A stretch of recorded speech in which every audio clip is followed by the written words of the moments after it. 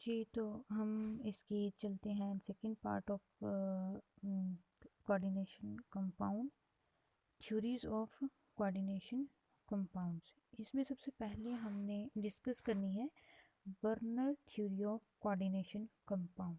ठीक है, Werner theory जो है वो कोऑर्डिनेशन कंपाउंड में बेसिकली दो ही चीज़ों को डिस्कस करती है। एक वो कहता है कि इसकी प्राइमरी वैलेंसी होती है और एक होती है सेकेंडरी वैलेंसी। ठीक है, इन दो ही चीज़ों को वो फोकस करेगी।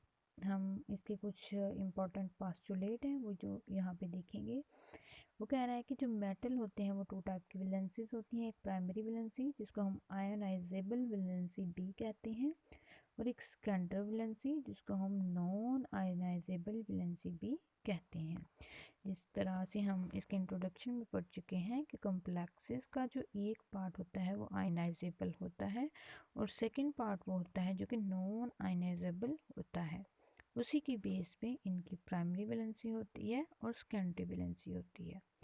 वो कह रहा है कि primary valency of central metal atom की वो होती है जो कि सेटिस्फाई होती है बाय नेगेटिव आइंस, क्योंकि मेटल के ऊपर पॉजिटिव चार्ज होता है। उस चार्ज को जिसने सेटिस्फाई करना है, जिन एटम्स ने सेटिस्फाई करना है, वो उनकी प्राइमरी वैलेंसी कहलाएगी। सपोज कि मेटल के ऊपर +1 चार्ज है, अगर इसके साथ Cl नेगेटिव एक अटैच हो जाए तो ये इसकी वैलेंसी कंपनसेट हो जाती है, तो हम कहते हैं कि ये Cl जो है प्राइमरी वैलेंसी शो कर रहा है। जैसे कि यहाँ पे वो कह रहा है कि if in simple salt CuCl3 copper sulphate AgCl the primary valency of CO copper Ag3 2 1 means इस कोबाल्ट के साथ 3Cl3 अटैच हैं, एक Cl3 के साथ -1 और 3 के साथ 3, तो इस वजह से इसकी वैलेंसी 3 है। ठीक है, वैलेंसी के साथ हम माइनस प्लस नहीं लगाते, वैसे वो हम जो है उसकी इसको सिंपल हम कहेंगे कि इसकी वैलेंसी 3 है, मींस बॉन्ड बनाने की जो एबिलिटी है। अगर कॉपर सल्फेट की बात करें तो इसमें भी कॉपर की वैलेंसी जो है वो 2 होगी। नेक्स्ट AgCl में हमारे पास Ag की जो वैलेंसी है वो 1 होगी।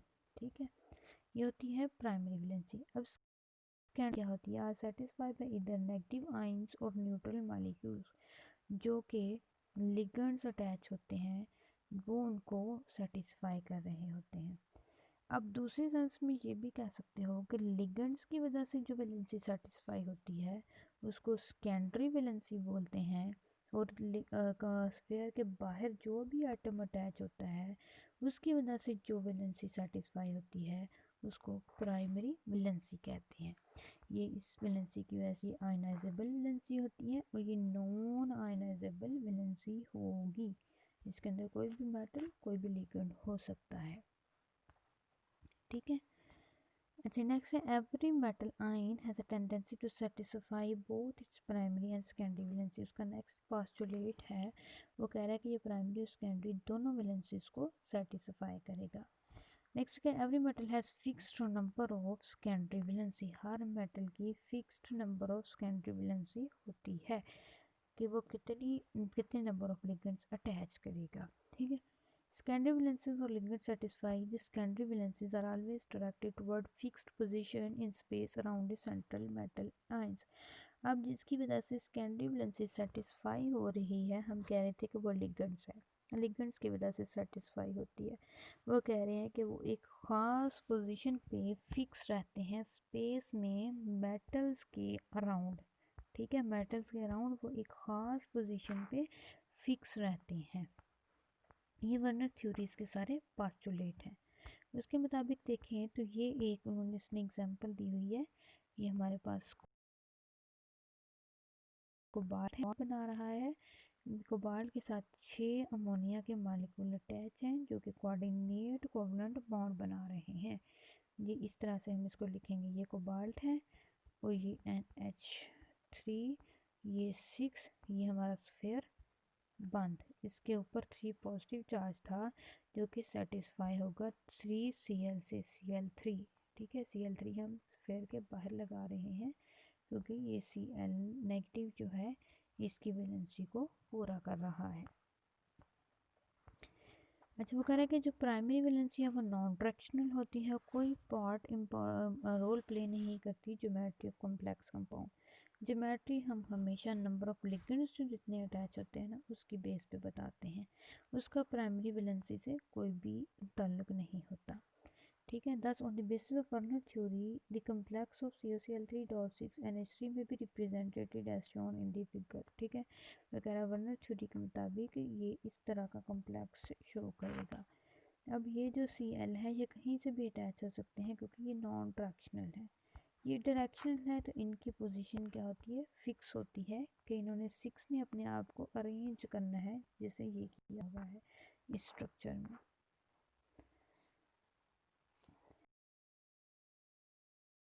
अब Cl अटैच है ना जो कि स्फीयर के बाहर है, तो 3CONH3 जो था और उसको हमने Cl3 से कहा।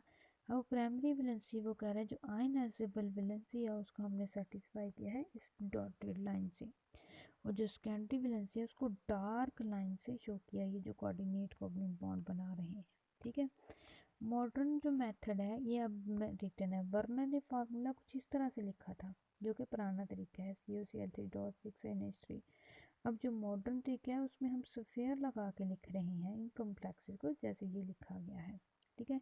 इसके अंदर कटाइन क्या है, इसके अंदर कटाइन ये वाला पार्ट है क्योंकि Cl के ऊपर तो नेगेटिव चार्ज होता है वो तो अनाइन होगा, तो दूसरा पार्ट जो क्या होगा वो क्या होगा, कटाइन होगा।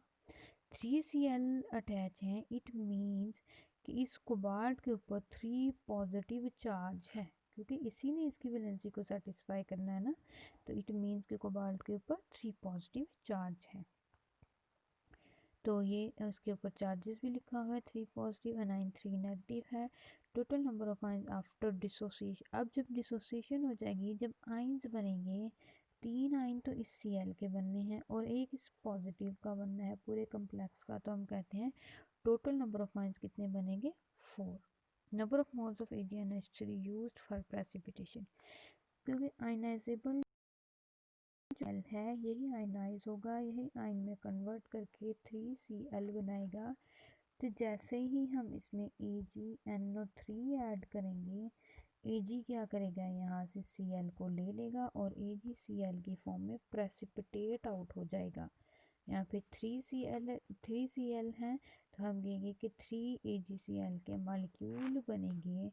तो हमें इससे अंदाज़ा हो जाता है कि 3 क्लोराइड आइंस जो हैं वो इस सफ़ेयर के बाहर हैं जो कि प्राइमरी वैलेंसी को शो कर रहे हैं।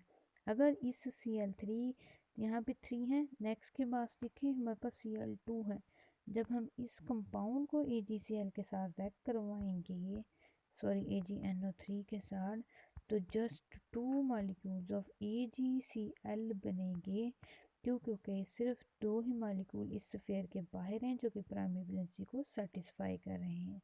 अब ये जो Cl स्फीयर के अंदर आ गया है, अब ये कोऑर्डिनेट कोवलेंट बॉन्ड बना रहा है, ये सेकेंडरी वैलेंसी के को सेटिस्फाई करेगा। अब इसका प्राइमरी वैलेंसी के साथ कोई भी ताल्लुक नहीं है, सिर्फ प्राइमरी वैलेंसी का ताल्लुक स्फीयर से बाहर है। थर्ड देखें तो हमारे पास Cl2 अंदर स्फीयर के 2 हो गए हैं और एक ही Cl बाहर है। जब हम इसको AgNO3 के साथ रिएक्ट करवाएंगे तो जस्ट एक ही मॉलिक्यूल AgCl का बनेगा क्योंकि आयनाइज सिर्फ इसी एक Cl ने होना है। जब फोर्थ के तीनों की तीनों Cl जो हैं वो स्फीयर के अंदर चलेंगे हैं, तो अब यहाँ पे तो ये कोऑर्डिनेट कोवलेंट बॉन्ड बना रहे हैं, अब ये आयनाइज के साथ रिएक्ट करवाएंगे तो कोई भी मॉलिक्यूल AgCl का नहीं बनेगा। इट मीन सारे के सारे जो Cl हैं वो कोऑर्डिनेट कोवलेंट बॉन्ड बना रहे हैं, ये नॉन आयनाइजेबल हैं। ठीक है। वर्नर थ्योरी की जो एक्सपेरिमेंटल वेरिफिकेशन है वो भी इसी बेस पे थी कि ये जो सारे कम्प्लेक्सेस हैं इसने इनको AgNO3 के साथ रिएक्ट करवाया था, जिसकी वजह से AgNO3 ने रिएक्ट करके AgCl बनाया और प्रेसिपिटेट की फॉर्म में उसको कन्वर्ट कर दिया। अब जितने number of chloride ion precipitate होंगे, इस केस में अगर 3 हो रहे हैं तो इस केस में 3 होंगे, इस केस में 2 होंगे, नेक्स्ट में 1 होंगे और इसमें 0। इट मीन्स कि जैसे जैसे नंबर ऑफ क्लोराइड आइंस कम होते जा रहे हैं तो वो क्या कर रहा है, वो नंबर ऑफ आयनाइजेबल आइन कम हो रहे हैं, बाकी जो है स्फीयर के अंदर जा रहे हैं, या इन सेंस हम ये भी कह सकते हैं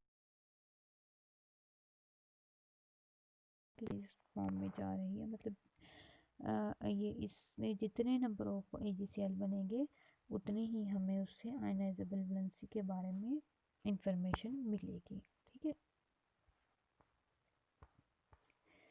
अच्छा जी, नेक्स्ट हमारे पास एक ये वाला कंपाउंड भी दिया गया है इन्होंने। Cr वाटर के 5 मालिक्यूल और Cl अटैच है, बिल्कुल टॉप पे आप देखें 2 Cl2 के बाहर मालिक्यूल हैं। ठीक है, on one hand between, next हमारे पास एक मालिक्यूल दिया हुआ है उसमें सल्फेट है, और थर्ड हमारे पास एक नेक्स्ट उससे भी है, सल्फेट अंदर चला गया है। इस इन दोनों में लास्ट टू वाले में देखा, एक केस में ब्रोमो ग्रुप जो है वो स्फीयर के अंदर है और सल्फेट बाहर है, और जो लास्ट वाला है वो सल्फेट अंदर है और ब्रोमो बाहर है।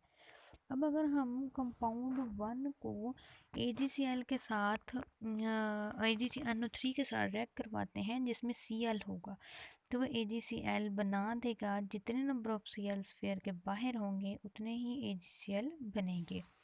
सेकंड अगर कंपाउंड के देखें तो वहाँ पे Cl2 टोटल 3 है, एक स्फीयर के अंदर 2 स्फीयर के बाहर। इट मीन ये सिर्फ 2 ही क्लोराइड आयन देगा और 2 मॉलिक्यूल AgCl के देगा, क्योंकि इन्होंने ही आयनाइज होना है। कंपाउंड 3 और 4 में देखें, एक केस में ब्रोमो ग्रुप अंदर है और सल्फेट बाहर है कंपाउंड 3 वाले में, तो यहाँ पे हमें सल्फेट के लिए टेस्ट करना पड़ेगा। लेकिन जब हम 4 की बात करते हैं तो सल्फेट स्फीयर के अंदर है और ब्रोमो बाहर है, तो इस केस में हमें ब्रोमाइड के लिए टेस्ट करना पड़ेगा, सल्फेट के लिए नहीं करना पड़ेगा, क्योंकि सल्फेट अब लिगेंड के तौर पे एक्ट कर रहा है और ब्रोमो आयनाइजेबल आयन के तौर पे एक्ट कर रहा है, जो कि उसकी वैलेंसी को सेटिस्फाई कर रहा है। ठीक है, ये थी जी वर्नर थ्योरी। ये सिंपल सा इसके बारे में प्राइमरी वैलेंसी के बारे में बता रही है और सेकेंडरी वैलेंसी के बारे में बता रही है। बनता है क्या चीज़ उसमें इन्वॉल्व होती है, ये कुछ भी नहीं उसके बारे में बता रही, जस्ट उसने इतना बताया है कि इतने नंबर ऑफ आयंस जो है वो आयनाइजेबल हैं, इतने नॉन आयनाइजेबल हैं, इतने स्फीयर के अंदर हैं, उतने स्फीयर के बाहर हैं। तो नेक्स्ट हमारे पास एक थ्योरी थी सैडविक थ्योरी ऑफ कोऑर्डिनेशन कंपाउंड। उसने क्या कहा, उसने जस्ट एक और कॉन्सेप्ट दिया एटॉमिक नंबर कॉन्सेप्ट का। एटॉमिक नंबर कॉन्सेप्ट के से रिलेटेड उसने कहा कि जो कम्प्लेक्सेस बनते हैं, एक मेटल है, उसने लिगेंड के साथ बॉन्ड बनाना है, उसने इतने नंबर ऑफ लिगेंड्स अपने साथ अटैच करने हैं कि उस मेटल से जो नेक्स्ट इनर्ट गैस कन्फिग्रेशन होगी, नोबल गैसेस की जो कन्फिग्रेशन होगी वो अडॉप्ट कर ले।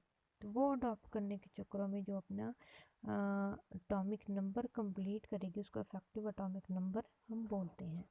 ठीक है, यहाँ पे इसको एग्जांपल्स के साथ लेके चलेंगे तो आपको ज़्यादा समझ आएगी। जैसे कि हमारे पास यहाँ पे कोबाल्ट जो है अमोनिया के 6 मालिक्यूल के साथ कम्प्लेक्स बना रहा है, हेक्सा अमीन कोबाल्ट। इसकी जो एटॉमिक नंबर है, इसकी जो कोबाल्ट का चार्ज है ये 3 पॉजिटिव है, लेकिन स्फीयर के ऊपर 3 पॉजिटिव लिखा है। अमोनिया न्यूट्रल मालिक्यूल है, इट मीन्स कि इस कोबाल्ट का जो ये चार्ज है वो 3 पॉजिटिव है। अब कोबाल्ट हमारे पास उसका एटॉमिक नंबर होता है 27, उसके ऊपर 3 पॉजिटिव चार्ज है, इसका मतलब 3 इलेक्ट्रॉन उसमें से निकले हुए हैं। 27 माइनस 3 इज इक्वल टू 24। अब इस 24 के साथ 6 अमोनिया के मालिक्यूल अटैच हैं, एक अमोनिया से 2 इलेक्ट्रॉन्स आने हैं, तो 6 से कितने आएंगे 12, और 24 कितने किसके थे कोबाल्ट के, कोबाल्ट के 24 थे, साथ उसके 6 अमोनिया के मालिक्यूल हैं प्लस 12। ठीक है, टोटल कितने हो गए 36, जो कि इनर्ट गैस जो थी क्रिप्टॉन, उसका एटॉमिक नंबर है 36। उसने अपनी नियरेस्ट जो गैस थी उसकी कन्फिग्रेशन अडॉप्ट कर ली। ठीक है, सैडविक यही कह रहा है कि हर जो कम्प्लेक्स है उसकी जो मेटल है वो अपनी नियरेस्ट जो गैस है इनर्ट गैस कन्फिग्रेशन को अडॉप्ट करने की कोशिश करती है, और इसी को उसने कहा था इफ़ेक्टिव एटॉमिक नंबर कॉन्सेप्ट। ठीक है, अब वो कह रहा है कि जो EAN है ये कि उसके साथ नंबर ऑफ लिगेंड्स कितने अटैच हैं मेटल कोऑर्डिनेशन कंपाउंड्स में, लेकिन ये फिर भी ज्योमेट्री ऑफ मॉलिक्यूल्स के बारे में नहीं बताता और इसके अलावा स्टेबिलिटी को भी एक्सप्लेन नहीं कर सकता। After the accommodation of negative charge from ligand जब नेगेटिव चार्ज उसके ऊपर अकोमोडेट करना शुरू कर देता है तो ये इन चीज़ों को एक्सप्लेन करने में फेल थी थ्योरी। ठीक है, तो इस इसके कुछ एग्जांपल यहाँ पे हमारे पास दी गई हैं। जैसे ये निकल है, इसने 4 जो हमारे पास कार्बोनाइल ग्रुप है उनके साथ कम्प्लेक्स बनाया हुआ है। निकल हमारी सेंट्रल एटम है। निकल का एटॉमिक नंबर होता है 28। इसके साथ नंबर ऑफ इलेक्ट्रॉन, क्योंकि कार्बोनाइल न्यूट्रल मॉलिक्यूल है, इट मीन्स निकल के ऊपर कोई भी चार्ज नहीं है, वो भी न्यूट्रल है, तो इसके एटॉमिक नंबर 28 ही रहेंगे। कार्बोनाइल 4 अटैच हो रहे हैं, 1 से 2 आते हैं, तो total 4 into 2 8। Number of electron जो कि लिगेंड से आ रहे हैं वो कितने हैं, 8 हैं। 28 प्लस 8 करें तो 36, जो कि क्रिप्टॉन की कन्फिग्रेशन है। तो ये मॉलिक्यूल वो कह रहा है कि 4 कार्बन के साथ उसने कॉम्प्लेक्सेस को इस तरह से एक्सप्लेन किया। अगर ये कार्बोनाइल 5 हो जाता है तो हमारे पास यहाँ पे तो 10 हो जाएंगे और टोटल जो है 38 हो जाएंगे उस ये सेडविक की थ्योरी के मुताबिक। तो वो कह रहा है कि ये तो पॉसिबल नहीं है क्योंकि क्रिप्टॉन तो 36 है। ठीक है, नियरेस्ट गैस कन्फिग्रेशन देखें तो 36 है, 38 तो नहीं होने चाहिए। तो इसलिए वो कह रहा है कि सिर्फ 4 ही कार्बोनाइल अटैच होंगे और 36 से इसका EAN कन्वर्ट करेंगे और ये इस तरह से कम्प्लेक्स बनाएगा। क्रोमियम में देखें तो 6 कार्बोनाइल अटैच हैं, वो अटैच होने के बाद 36 उसको पूरे करेंगे और कह रहा है कि ये 6 कार्बोनाइल अटैच करेगा क्योंकि 36 EAN इफेक्टिव एटॉमिक नंबर हो रहा है, तो ये एक स्टेबल मॉलिक्यूल होगा। इसी तरह से इसने ये सारे एक्सप्लेन किए थे। लेकिन जब उसकी थ्योरी को पूरी तरह से हमने स्टडी किया तो उसमें से बहुत सारे मॉलिक्यूल ऐसे थे, कम्प्लेक्सेस ऐसे थे जो कि स्टेबल थे, लेकिन वो EAN जो रूल है उसको फॉलो नहीं कर रहे थे। मींस इलेक्ट्रॉनिक कन्फिग्रेशन जो थी नोबल गैसेस को उस पर पूरा नहीं उतर रहे थे। जैसे कि निकल जो है वो साइनाइड के साथ 4 साइनाइड के साथ कम्प्लेक्स बना रहा है। निकल के ऊपर 2 पॉजिटिव चार्ज है, एटॉमिक नंबर इसका 28 है, 2 निकाल देंगे तो 26 इलेक्ट्रॉन और साइनाइड के 4 इलेक्ट्रॉन इसके साथ अटैच है, मीन्स 8 टोटल, तो ये 34 हो गया। जो कि 34 तो किसी भी नोबल गैसेस का एटॉमिक नंबर नहीं है, तो उसके मुताबिक तो सेडविक थ्योरी के मुताबिक तो इसको एग्जिस्ट नहीं करना चाहिए, लेकिन ये हाईली स्टेबल मॉलिक्यूल है, ये एग्जिस्ट करता है। तो यहाँ से उस थ्योरी की डेविएशन स्टार्ट हुई, इसने फॉलो नहीं किया EN रूल को। तो यहाँ पे सेडविक की थ्योरी भी इस तरह से, उसमें भी काफ़ी सारी चीज़ें थी जो मिसिंग थी। एक तो वो ज्योमेट्री के बारे में भी नहीं बताता और जो उसने EAN की बात की है वो भी तमाम मॉलिक्यूल्स पे फॉलो नहीं होता। ठीक है, जैसे कि ये निकल जो है अमोनिया के 6 मॉलिक्यूल के साथ बॉन्ड बना रहा है, इसका 26 एटॉमिक नंबर, 12 लिगेंड से आ रहे हैं, टोटल करेंगे 38, ये भी पूरा नहीं होता। ठीक है, ये सारे मॉलिक्यूल ऐसे ही हैं जो कि EAN रूल को फॉलो नहीं करते। तो सेडविक थ्योरी यहाँ पे इनको एक्सप्लेन करने में नाकाम रही। तो इनके लिए नेक्स्ट हम कुछ थ्योरीज पढ़ेंगे। यहाँ तक हमारी ये जो 2 बेसिक थ्योरीज थी वो कंप्लीट हो चुकी हैं। बाकी इसके बाद हम BPT, CFT और कुछ थ्योरीज हैं, चेन थ्योरी है, वो स्टडी करेंगे। ठीक है, यहाँ तक कोई क्वेश्चन हो तो आप ग्रुप में डिस्कस कर सकते हो। अच्छा जी, ठीक है जी, अल्लाह हाफिज़, अपना ख्याल रखिएगा। थैंक यू एंड अल्लाह हाफिज़।